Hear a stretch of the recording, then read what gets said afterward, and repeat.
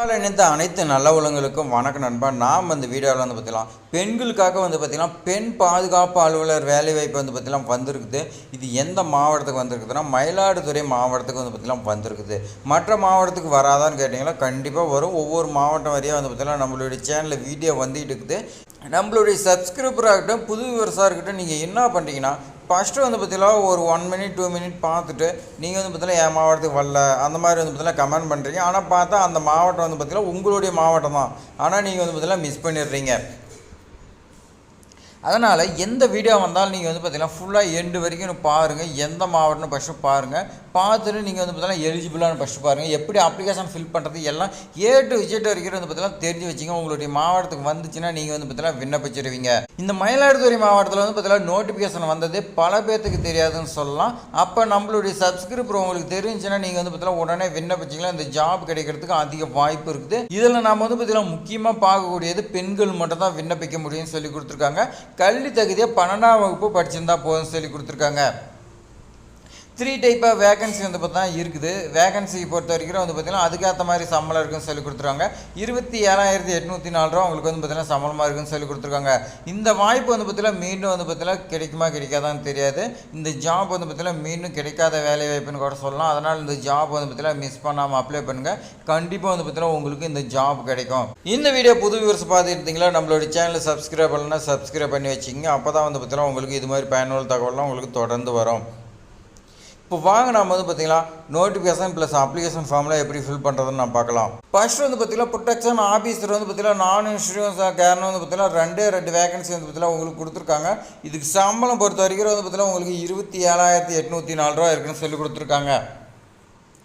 உங்களுக்கு education குவாலிஃபிகேஷனாக post graduate பார்த்தீங்கன்னா படிச்சிருக்குன்னு சொல்லி கொடுத்துருக்காங்க. அந்த போஸ்ட் கிராஜுவேட் சோசியல் ஒர்க்கு, இல்லைன்னா sociology, child development, human rights, public administrate, psychology, law department, public health, community research management, இந்த மாதிரி பார்த்தீங்கன்னா கேட்டிருக்காங்க.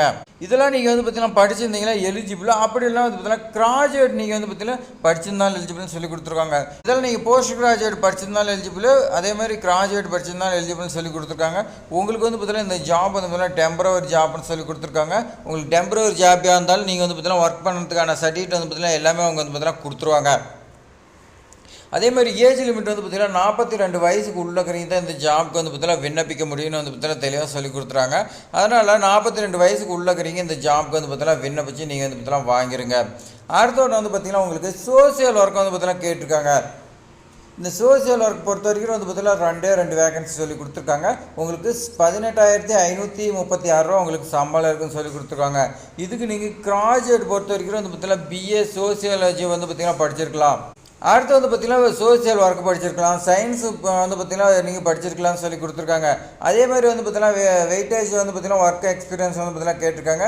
கம்ப்யூட்டர் பார்த்தீங்கன்னா உங்களுக்கு இருக்குன்னு சொல்லி கொடுத்துருக்காங்க. நாலேஜ் 42 வயசு தான் பார்த்தீங்கன்னா இதுக்கும் கொடுத்துருக்காங்க. இது பார்த்தீங்கன்னா டெம்பரவரி ஜாப்னு தான் பார்த்தீங்கன்னா சொல்லி கொடுத்துருக்காங்க.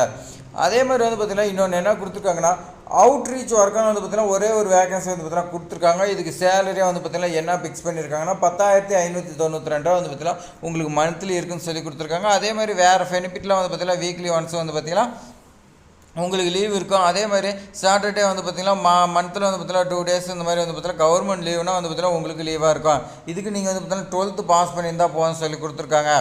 வேறு பார்த்தீங்கன்னா குட் கம்யூனிகேஷன் ஸ்கில்லு, அதே மாதிரி ஒர்க்கே எக்ஸ்பீரியன்ஸு இதெல்லாம் இருந்தால் போதும்னு சொல்லி கொடுத்துருக்காங்க. இது பார்த்தீங்கன்னா உங்களுக்கு டெம்பரவரி போஸ்ட்டு தான்.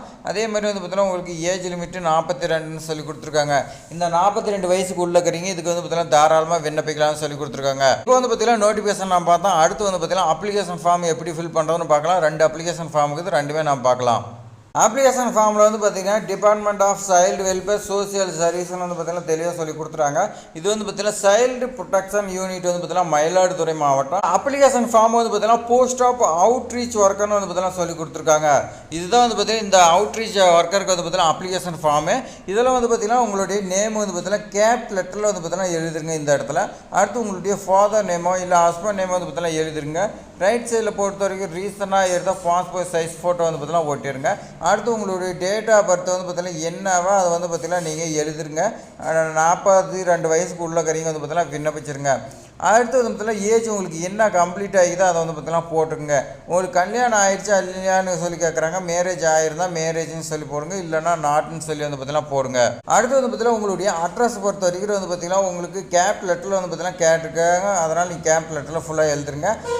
அடுத்து வந்து பார்த்தீங்கன்னா உங்களுடைய மொபைல் நம்பர் வந்து பார்த்தீங்கன்னா கேட்டிருக்காங்க. எந்த ஒரு மிஸ்டேக் இல்லாத 10 நம்பர் வந்து பார்த்தீங்கன்னா கரெக்டாக இருக்குதான்னு செக் பண்ணிவிட்டு நீங்கள் வந்து பார்த்தீங்கன்னா எழுதுருங்க. உங்களுடைய இமெயில் அட்ரஸ் வந்து பார்த்தீங்கன்னா கேட்குறாங்க, அது வந்து பார்த்தீங்கன்னா எழுதுருங்க. உங்களுடைய எஜுகேஷன் குவாலிஃபிகேஷன் என்ன 12th தான் வந்து பார்த்தீங்கன்னா இதுக்கு எலிஜிபிள். நீங்கள் டிகிரி படிச்சிருந்தால் நீங்கள் என்ன படிச்சிக்கிறீங்க அதை வந்து பார்த்தீங்கன்னா எழுதுருங்க. அடுத்து அடிஷ்னல் குவாலிஃபிகேஷன் ஏதாவது இருந்தால் எழுதுருங்க. அடுத்து ஒன்று வந்து பாருங்கள், ஒர்க் எக்ஸ்பீரியன்ஸ் கேட்குறாங்க. இதில் ஃபஸ்ட் ஒன்று வந்து பார்த்திங்கன்னா ஒன்றுன்னு போட்டுங்க. இதில் நீங்கள் எந்த கம்பெனியில் ஒர்க் பண்ணீங்க, கவர்மெண்ட்டா இல்லை நான் கவர்மெண்ட்டா, இதில் வந்து பார்த்தீங்கன்னா எங்கே ஒர்க் பண்ணிங்களோ எழுதிங்க. அங்கே உங்களுக்கு என்ன போஸ்டிங், எப்போ ஜாயின் பண்ணிங்க, எப்போ வந்து பார்த்தீங்கன்னா முடிச்சிங்க, எத்தனை இயரு எத்தனை வந்து பார்த்திங்கன்னா மந்த் வந்து பார்த்தீங்கன்னா ஒர்க் பண்ணிங்கன்னு கேட்குறாங்க. அதே மாதிரி தான் வந்து பார்த்திங்கன்னா 2 3 இப்படி வந்து பார்த்திங்கன்னா போட்டு நீங்கள் எழுதிட்டு ஃபைனலாக வந்து பார்த்திங்கன்னா எத்தனை வருஷம் வந்து பார்த்திங்கன்னா ஒர்க் பண்ணிங்க அந்த மாதிரி வந்து பார்த்திங்கன்னா போட்டுங்க. அடுத்தது பார்த்தீங்கன்னா இன்கம்ப்ளீட்டாக வந்து அப்ளிகேஷன் ஃபார்ம் நிராகரிக்கிறதா சொல்லி கொடுத்துருக்காங்க. அதே மாதிரி டேட்டுக்கு அப்புறமேட்டு வந்தாலும் நிராகரிக்கிறதா சொல்லி கொடுத்துருக்காங்க. உங்கள் பேர் போட்டு வந்து பார்த்தீங்கன்னா ஃபுல்லாக நீங்கள் படித்து பார்த்துட்டு ஏதாவது தப்பு இருந்துச்சுன்னா உங்களுடைய அப்ளிகேஷன் ஃபார்ம் நிராகரிக்கிறதுக்கு அவங்களுக்கு உரிமை உண்டுன்னு சொல்லி கொடுத்துருக்காங்க. நீங்கள் படித்து பார்த்துட்டு நீங்கள் வந்து பார்த்தீங்கன்னா சைன் பண்ணிடுங்க இந்த இடத்துல. அடுத்த அப்ளிகேஷன் ஃபார்ம் பாருங்கள், என்னென்னு சொன்னால் சோசியல் ஒர்க்கு ப்ரொடெக்ஷன் ஆஃபீஸ்ன்னு வந்து பார்த்தீங்கன்னா கொடுத்துருக்காங்க. இது வந்து பார்த்திங்கன்னா 4 வேகன்சி. அது வந்து பார்த்திங்கன்னா நம்ம அவுட்ரீச் வந்து பார்த்திங்கன்னா 1 வேகன்சி, மொத்தம் 5 வேகன்சி.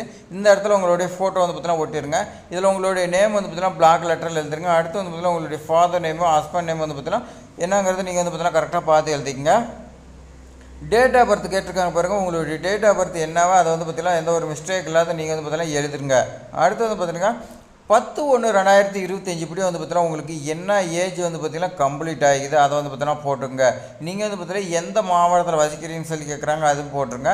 நீங்கள் வந்து பார்த்தீங்கன்னா மயிலாடுதுறைன்னு தான் போட்டாலும் மயிலாடுதுறையில் வந்து பார்த்தீங்கன்னா வசிக்கிறவங்களுக்கு மட்டும்தான் இந்த ஜாப்பு. நீங்கள் மயிலாடுதுறையில் வசிங்களா உங்களுக்கு வந்து பார்த்தீங்கன்னா ஃபர்ஸ்ட் ப்ரிஃபரன்ஸ் எல்லாமே கொடுப்பாங்க. உங்களுக்கு இந்த வாய்ப்பு வந்து பார்த்தீங்கன்னா அருமையாக இருக்கும். அடுத்து வந்து பார்த்தீங்கன்னா கல்யாணம் ஆயிடுச்சு இல்லையான்னு கேட்குறாங்க. ஆயிருந்தால் நீங்கள் வந்து பார்த்தீங்கன்னா மேரின்னு போடுங்க, இல்லைன்னா நாட் மேரின்னு வந்து பார்த்தீங்கன்னா போட்டுங்க. அடுத்து வந்து பார்த்தீங்கன்னா அட்ரஸ், உங்களுடைய அட்ரஸ் வந்து பார்த்தீங்கன்னா கேட்டிருக்காங்க. ஃபுல் டீட்டெயில்ஸ் வந்து பார்த்தீங்கன்னா எழுதுங்க.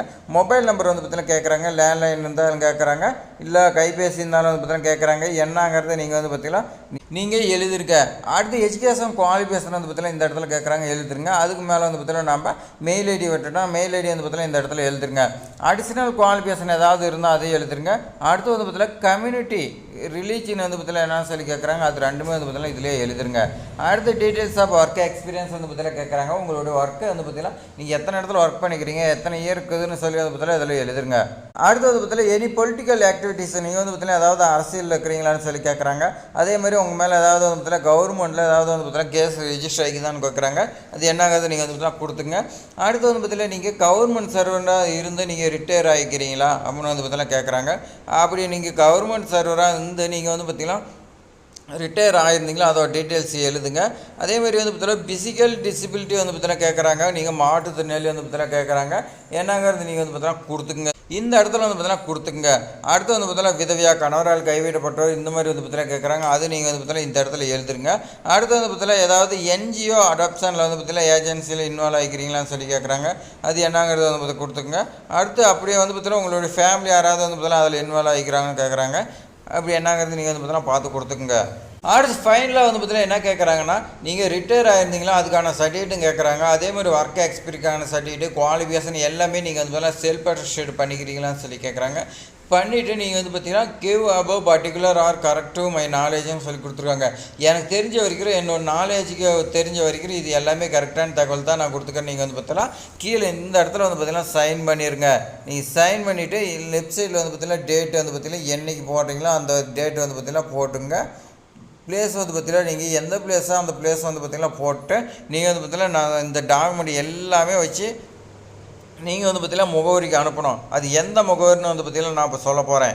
நீங்கள் இந்த அப்ளிகேஷன் ஃபார்ம் எங்கே அனுப்பணும்னா சமூக நல அலுவலர், சமூக நல அலுவலகம், மயிலாடுதுறை மாவட்டம்னு வந்து பார்த்தீங்கன்னா இந்த அட்ரஸுக்கு நீங்கள் வந்து பார்த்தீங்கன்னா சென்ட் பண்ணிடுங்க. சென்ட் பண்ணிங்களா அவங்க வந்து பார்த்தீங்கன்னா பார்த்துட்டு உங்களுக்கு இன்டர்வியூ கூப்பிடுவாங்க. இதுமாதிரி பயனுள்ள தகவலாம் தெரிஞ்சுக்கிறதுக்கு நம்மளுடைய சேனல் வந்து பார்த்தீங்கன்னா சப்ஸ்கிரைப் பண்ணி வைங்க. உங்களுடைய ஃப்ரெண்ட்ஸுக்கு எல்லாத்துக்குமே ஷேர் பண்ணி விடுங்க. தேங்க்ஸ் ஃபார் வாட்சிங்.